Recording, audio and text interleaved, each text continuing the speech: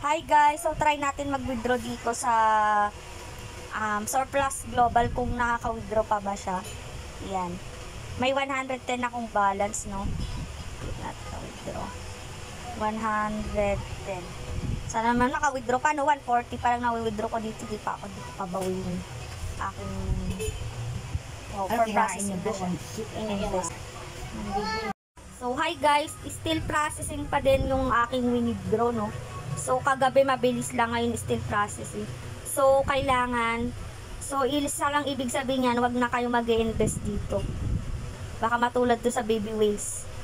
Okay guys, stop investing dito sa Surplus Global. Tumakbo na agad, visit na yan. Hindi mala ako nakabawi. 200 pesos pa naman yung in-invest ko, 140 lang na-withdraw ko kagabi. Nakaka-visit naman tong mga app na to. Hindi na nagtagal. Buti pa yung baby whale, nagtagal kahit papano, 17 days. Ito ilang araw lang. 5 days lang ata, 4 days. Visit na Surplus Global. Ayoko na sa'yo! Hindi na, sana pumaldo tayo sa...